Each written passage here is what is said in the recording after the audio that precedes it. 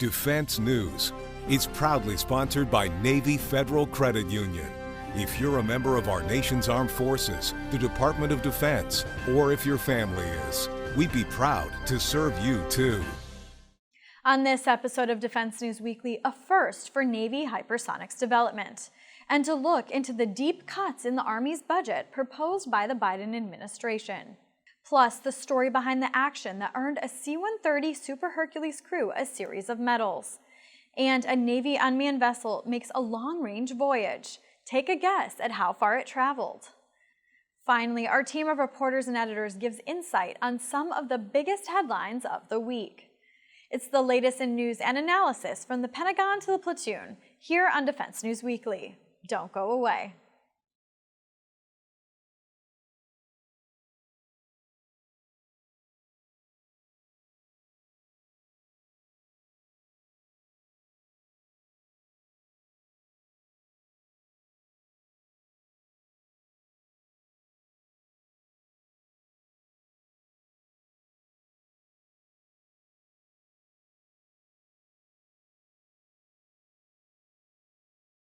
Welcome back to Defense News Weekly. I'm Andrea Scott.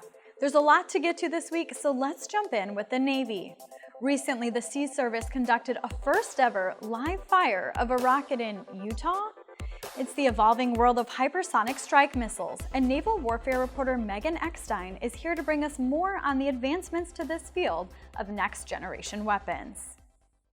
The Navy went out to Utah recently along with the Army and its contractor team of Lockheed Martin and Northrop Grumman, and for the hypersonic weapon that both services plan to field in the coming years, basically took the solid rocket motor that they intend to use, and they did a live fire event for the first time. So they turned the rocket motor on, they let it run for as long as it needed to, they gathered a bunch of data about the rocket motor performance, and basically they report that it met all the metrics it needed to for the time being, and it was a successful first run for the rocket motor. So the hypersonic weapon is basically a long-range, very fast, greater than Mach 5, greater than 5 times the speed of sound weapon. Basically should be able to hit anywhere in the globe within minutes, less than an hour. And it's a deterrent that would be, rather than only having a nuclear weapon that can strike at that speed and that range, this would be a non-nuclear option for that. So obviously it would take a very powerful motor to fire such a large and such a fast weapon. So the military has already tested the glide body, which is the actual form the missile will take place in. However, this is the first time they've had the chance to work on the motor, which will power it. This is a Northrop Grumman developed rocket motor, which is integrated into the whole system by Lockheed Martin. This is the very first live test they've done. There'll have to be a series of upcoming tests to test the rocket motor in increasingly difficult circumstances, and eventually they'll get to the point where they can integrate it into the glide body and do a full system test. Now the Army is looking to have this ready to go and start integrating with their ground launchers by 2023. So the rocket motor development will all start happening in very rapid succession to lead up to that date. The Navy will take a little bit longer to integrate the full system with its launchers. They'll be launching it from both surface ships and submarines, which takes a little bit longer to engineer. So they're looking at a 2025 date. But really between now and 2023, it'll just be a rapid succession of rocket motor tests, combining that into the glide body and doing full system testing. The Navy particularly has its eye on 2 mission sets for this hypersonic missile. It'll be called the Conventional Prompt Strike Missile for the Navy side, which is to say that it's a conventional option to use instead of a nuclear missile. It's supposed to provide the same level of deterrent in that the Navy would have these fielded on its Zumwalt-class destroyers, and it would have the missile fielded on its guided missile submarines, which are basically lurking anywhere in the ocean. They could be anywhere in the globe. So that sort of stealth nature of the submarines combined with the high speed and the long range of these missiles means that the Navy would be able to hit any target at any time, and really is meant to discourage any adversary from taking drastic actions against the United States. So the Navy is looking to integrate the same missile with both the surface ships and the submarines. They have sort of an idea of this all-up tube. There's a canister that would hold it and would integrate with a launcher both on the submarine, which would launch underwater, come up out of the water, and go through the air as normal. The same launcher would also go on the Zumwalt-class destroyers for the time being and possibly look to integrate onto other ships as well. The Army, for its part, is on a little bit of a quicker timeline. By 2023, they're looking to have the hypersonic missile, which they're calling a long-range hypersonic weapon, and that will take the common glide body and rocket motor and integrate the weapon into a ground launcher, which they'd then be able to use from various locations around the globe, rather than the Navy at sea kind of having a mobile version of this hypersonic weapon. The Army would have a fixed ground-based version of it. So with this recent rocket motor test, the Navy, Army, and industry team will look to continue pushing the limits of the rocket motor, better understand it, and begin to integrate it with the rest of the glide body of the weapon. From there, the Army's on a pretty quick path to field the weapon in 2023. There's already images of soldiers working with the canisters, kind of practicing working with a weapon of the magnitude of this, very large containers to have to haul around. So the Army's already getting a head start on just learning to operate around a weapon of this size. The Navy is looking at a 2025 date to field on the Zumwalt class destroyers, and the submarines will be a little bit later date down the road, but the Zumwalt class destroyer is the priority for the Navy. What we saw last week is the next step in what is one of the Navy and Army's top priorities right now, which is to achieve a hypersonic weapon that can be shot from the ground and from Navy ships and submarines. In budget submissions, this has consistently been a top priority. It's receiving top priority funding because it's so important to the way they want to operate in the future against high-end adversaries, possibly against across very long distances. And so this rocket motor test really gets them on the path to integrating the complete system and having it fielded with the Army within the next 2 years. And we'll be covering future developments as they happen. And in other defense news this week, the Army recently saw some significant red ink in the budget proposal by the Biden administration. For that story and other headlines, Defense News land warfare reporter Jen Judson has more. The recently released fiscal year 2022 President's budget request showed the Army was the only service to take a cut to its total budget, with hits to its critical procurement and research and development accounts. Some are saying the service is a bill payer in order to boost Navy and Air Force budgets, but the Army's pushing back on that opinion. The two-star in charge of the Army budget, Major General Paul Chamberlain, said the service's top line did drop, but the majority of that reduction could be attributed to changes in U.S. Central Command area of operation. The U.S. is preparing to withdraw troops from Afghanistan by September 11th this year. The Army does appear to be able to keep a portion of the savings brought on by an Afghanistan exit and is asking for direct and enduring war costs to cover its operations. The Pentagon is expecting to save $11.8 billion in costs as a result of the withdrawal. Overall, the Army's budget protected its major modernization priorities as the service undergoes a transformational change by 2030 it hasn't seen in 40 years. The Army is buying less aircraft and combat vehicles in the legacy fleet in order to preserve future weapon systems, and this is likely the last year it will be able to avoid cutting into its protected programs should budgets continue to drop. Army Chief of Staff General James McConville sent a wish list to Capitol Hill on June 1st. The list asked for $5.5 billion in additional money that would help reduce risk to operational readiness and protect critical modernization efforts. This wish list, which helps Congress understand where the service could use more funding if available, included a $1 billion placeholder for unforecasted war costs and homeland contingency operations, as this fiscal year marks the first year wartime funding is included in the base budget and not separated out since its inception. Lawmakers are already expressing concern that it will be hard to figure out where to prioritize adding funding back into the military's budget without seeing its 5-year budgeting plan, which it publicly shares each year, but did not this year and will not unveil until the fiscal year 2023 budget request rolls out next year. The U.S. Army now knows who is building its turreted autocannon for the Stryker. Oshkosh Defense will build the system for roughly 91 vehicles with a medium-caliber weapon system in a deal worth $130 million. The Army could build up to 6 Stryker brigades with the system, making a potential contract worth some $942 million over 6 years. Oshkosh beat out 2 other teams, and while the Army would not name competitors, sources familiar with the process have told Defense News it was a General Dynamics Land Systems and Kongsberg defense team and a team from Leonardo DRS and Moog. Learjet scored a nearly $500 million contract with the U.S. Air Force for its Bombardier Global 6000 business jets. The aircraft will be modified into the E-11A, which is used to share data between platforms that usually aren't able to share information. The contract immediately obligated $70 million to pay for the first aircraft out of a potential total of 6 planes. That aircraft will become an E-11A once it is modified with Northrop Grumman's Battlefield Airborne Communications Node payload. The payload provides relay, bridging, and data translation for platforms that are not able to communicate, either because they use different voice and data link systems or are separated by mountains or other terrain. Currently, the Air Force retains 7 aircraft with the payload.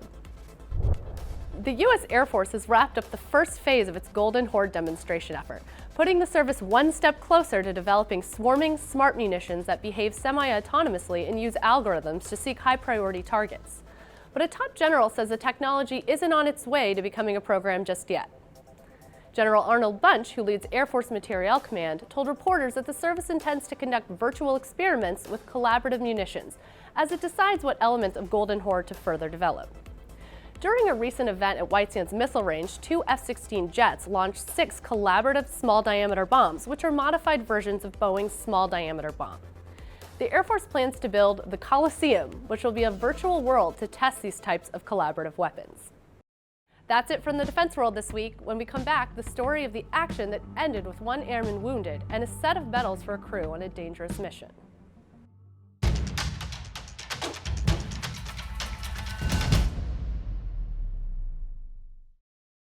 Welcome back. The Department of Defense continued its work on autonomous naval vessels with another successful long-range test voyage. The Nomad, part of the Ghost Fleet Overlord group of unmanned surface ships, was developed by the DoD Strategic Capabilities Office. Nomad transited the Panama Canal and traveled 4,421 miles, almost entirely in autonomous mode. It's the second Ghost Fleet vessel to do so. Ranger made a similar transit in 2020. 2 more Overlord USV prototypes are currently in construction. Also this week, Secretary of State Antony Blinken faced lawmakers with questions about how the U.S. is going to take care of Afghan interpreters as the military prepares to leave the country in the coming months. Blinken talked about how the State Department is planning to handle the process. We only have 2 months before the DoD is completely out of Afghanistan, leaving these people behind.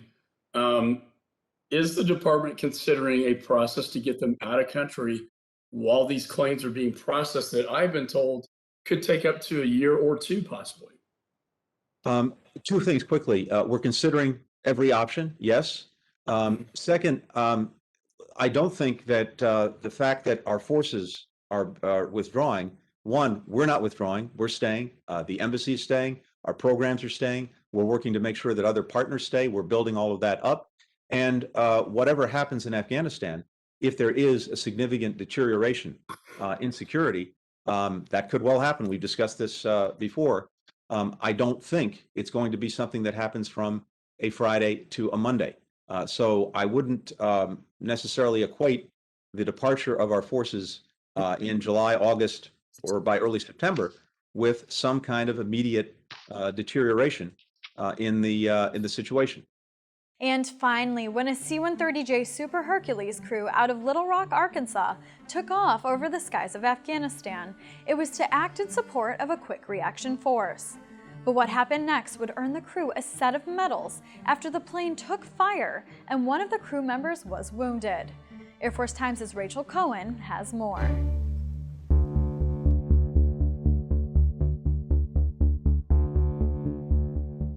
Last September, there was a C-130J crew out of Little Rock Air Force Base in Arkansas.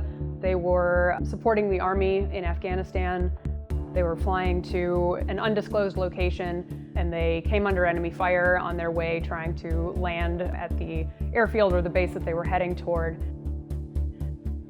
Didn't say who the enemy was, but there was a shot that was fired that broke the window of the aircraft. There was a loadmaster standing at that window keeping watch. Her name is Staff Sergeant Jade Morin. So she was hit in the head by shrapnel from the shot that was fired. And they said, you know, hey, this isn't safe, let's turn around. And so the pilots decided to fly back to Bagram. On the way back, they radioed in, they said, this isn't going well for us. Let's try and get some replacement crew members spun up. So when they landed at Bagram, there was another Super Hercules plane waiting for them with some new crew members. You know, Sergeant Morin went to the hospital, so obviously she wasn't on the second flight. But some of the crew members from the first flight hopped back on the second airplane with some of their new crew and took off again to go try and finish the mission. The Air Force hasn't said, you know, what that mission was, if they actually got it done the second time, but there was kind of that handoff to try it again. Earlier this spring, 4 of the airmen earned commendations for the incident. The pilot on board the C-130J earned the Distinguished Flying Cross, which is one of the top awards for heroism in flight, and 3 other people earned air medals, including Staff Sergeant Morin, the junior loadmaster on board, and the other pilot that was on board. I talked to Staff Sergeant Morin via Facebook, and she praised the other airmen, the crew that was on board the C-130J that day, for helping get her back to safety. She said that she's still not back up for flying. She's had a few surgeries since the incident, but she hopes to be back up in the air soon. The war in Afghanistan is not over, was not over as of September, will not be entirely over into the future. The Air Force is still going to be flying there. People will still be flying into danger and dangerous situations when they're there, and we'll probably still continue to hear about incidents like this.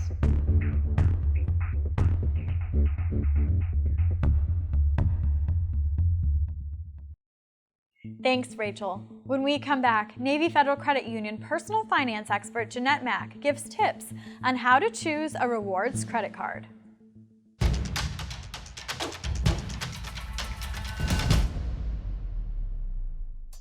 Welcome back. It's time for your latest Money Minute.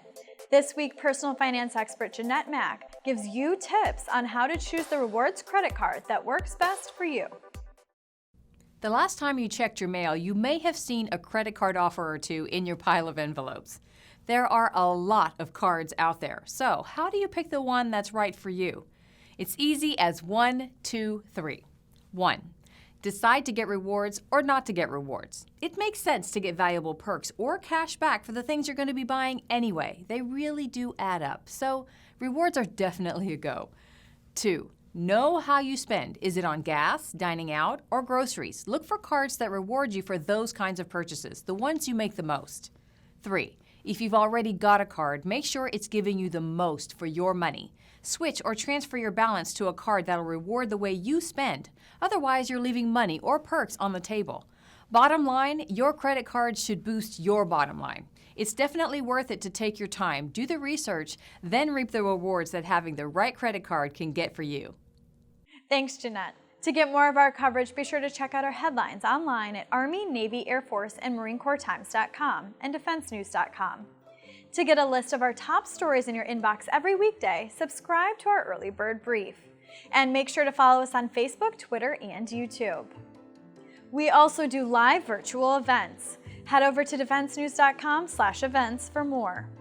And when we come back, Military Times reporters and editors break down more of this week's top stories.